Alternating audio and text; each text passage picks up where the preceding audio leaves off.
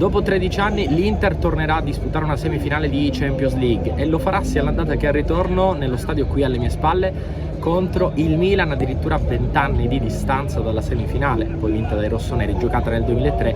L'ultimo incrocio in Champions risale invece ai quarti di finale del 2005. Inter e Milan dunque che si ritroveranno nelle semifinali di Champions League, per cui automaticamente un'italiana sicuramente andrà in finale di Champions League a sfidare poi la vincitrice di Real Madrid e Manchester City.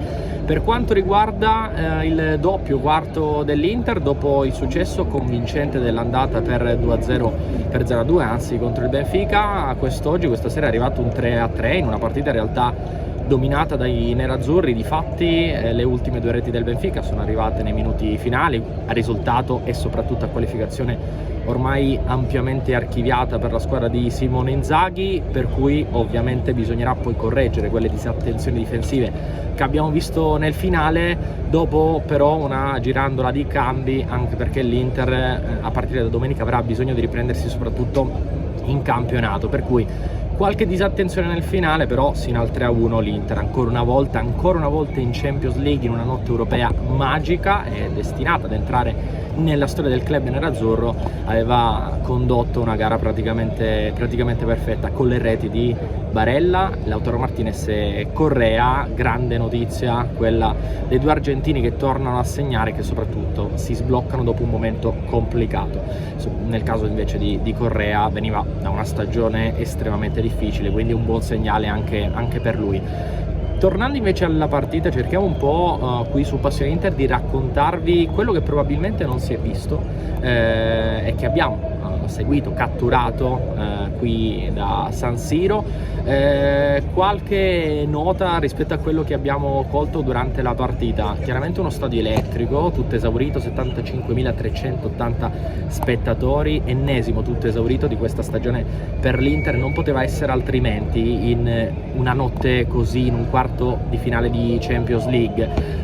Da sottolineare l'atteggiamento di alcuni singoli, ma come sempre ci sono dei calciatori che vivono diversamente l'ambiente di San Siro e che si caricano sin dal primo minuto. Parlo di Barella ad esempio, Lautaro Martinez, ma ci mettiamo dentro anche Bastoni, che ha giocato una super partita, e Francesco Acerbi, anche lui grandissima prova in una stagione in cui è riuscito a dimostrare tanto dopo le polemiche che avevano invece accompagnato il suo arrivo a Milano. Che potesse essere una partita, una serata speciale per Lautaro Martinez lo si era intuito dai primi minuti in realtà, perché si vedeva chiaramente che l'argentino anche a livello di qualità delle giocate era un calciatore diverso rispetto a quello dell'ultimo periodo, rispetto a quello che nelle ultime partite aveva anche sbagliato qualcosina di troppo, stranamente per un calciatore poi dalle sue caratteristiche, dalla sua cattiveria anche sotto porta.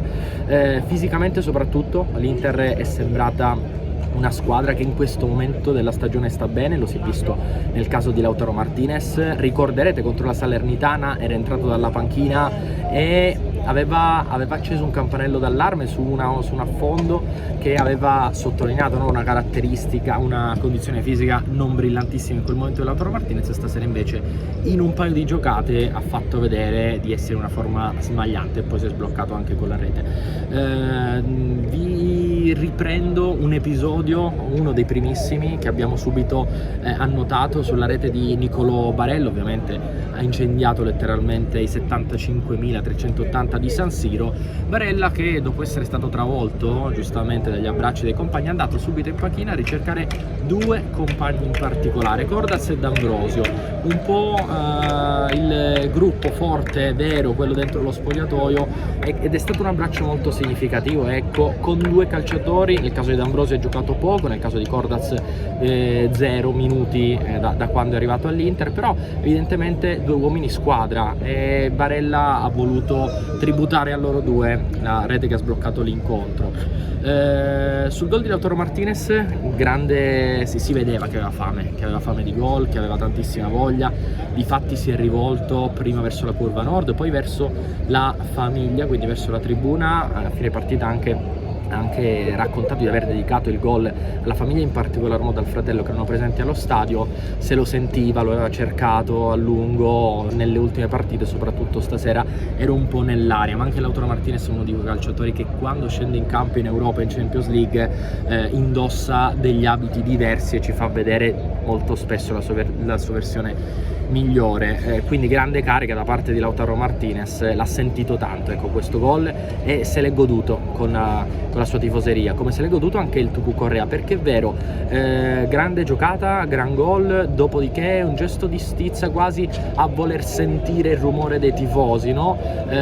Dopo tante critiche, secondo me anche giuste, dell'ultimo biennio, perché non ha dimostrato appieno in realtà il Tucu Correa l'investimento che l'Inter ha fatto nei suoi confronti.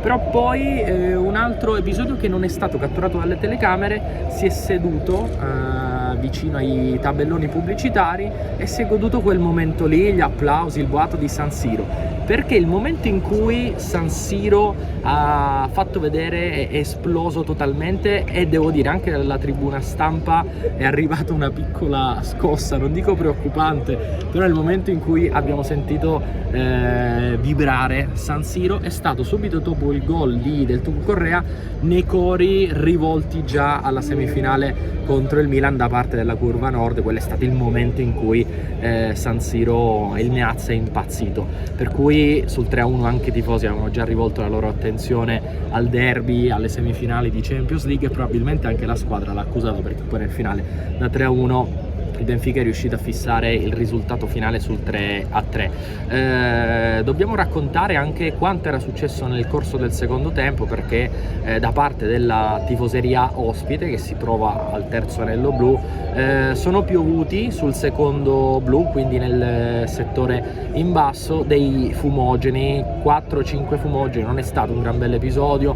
Inizialmente si era sparsa la voce potessero essere petardi, per fortuna no, fumogeni. In ogni caso non è stato un gran bel episodio. Tifoseria portoghese che comunque anche oggi in città, nell'arrivo allo stadio, non dico che è stata impeccabile, però si era comportata bene, senza creare chissà quale episodio. Ecco, quello dei fumogeni lanciati all'anello più basso non è stato particolarmente elegante, anzi va condannato, perché episodi di questo genere poi possono anche trasformarsi in qualcosa di più grave. Per fortuna però tutto è andato poi per il verso giusto. In campo, ecco, non hanno percepito quello che stava succedendo nelle tribune, però parliamo di una ventina di secondi, ecco, nulla di più per il lancio di 4-5 fumogeni. Però insomma l'auspicio è sempre quello di poter correggere questo aspetto da parte di alcune tifoserie in serate così belle. In ogni caso non ha rovinato, non ha macchiato nulla questo episodio, come non ha macchiato nulla anche il pareggio finale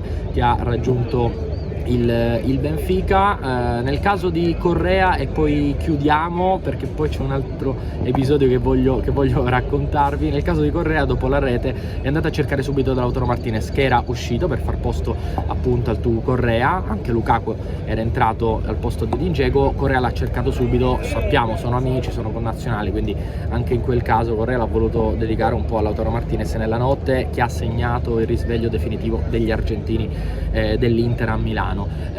Ultimo episodio lo dedichiamo a Simone Inzaghi. Non vogliamo tanto parlare del futuro di Inzaghi, non è assolutamente questo il momento, anche perché ha raggiunto la semifinale di Champions League, anche se in campionato il rendimento è stato insufficiente sino a questo momento. Però su Simone Inzaghi, in occasione dei primi cambi quindi dell'Inter, della tripla sostituzione, dobbiamo riportare che da bordo campo Lukaku, Correa e Çalhanoğlu stavano aspettando questo cambio da 3-4 minuti, con il pallone che non voleva uscire. Ad un certo punto, alla prima occasione utile, su un corner del Benfica, il quarto uomo alza la lavagnetta per segnare il primo cambio di Dzeko fuori e Lukaku che sarebbe entrato. Lì Simone Inzaghi è impazzito, perché sappiamo sulle palle ferme c'è sempre grande attenzione, per cui non ha voluto scomporre il sistema difensivo e quindi le varie marcature sulla palla ferma. Ha fermato completamente, ha stoppato il quarto uomo, furioso Simone Inzaghi, e infatti il quarto uomo ha annullato tutto, mentre il Benfica è riuscita ad eseguire il cambio che aveva già programmato. Sulla azione successiva il pallone era uscito rimessa laterale e lì Inzaghi voleva il cambio mentre il quarto uomo ha esitato, poi l'azione è andata avanti e quindi il pallone è stato rimesso in gioco con Lukaku, Çalhanoğlu e Correa che hanno dovuto aspettare ancora qualche altro secondo, e anche lì Inzaghi che era diffidato si è dovuto trattenere, è andato in panchina per non rischiare un'altra sanzione. Ecco, quindi questo è un piccolissimo retroscena che abbiamo colto a bordo campo, però poi tutto è andato per il verso giusto. Ripeto, nonostante il pareggio finale comunque l'Inter ha giocato una grande partita, non credo sia stato un campanello d'allarme, ecco, questo pareggio finale con queste due reti. La prima, quella del 3-2, una disattenzione con Lukaku e Correa che si perdono la marcatura, la terza anche perché è un posizionamento errato di tutto il reparto difensivo, poi anche una giocata abbastanza fortuita, però ecco, diciamo che sia l'Inter che tutti i tifosi nerazzurri sul 3-1 avevano già proiettato la loro mente e la loro attenzione alle semifinali che a metà maggio l'Inter dovrà giocare qui a San Siro, andata e ritorno contro il Milan, quindi Milano che torna al centro del calcio europeo e mondiale con l'Inter, con Simone Inzaghi, ma soprattutto l'Inter e tutti i suoi tifosi che sperano di potersi prendere una rivincita 20 anni dopo sul Milan.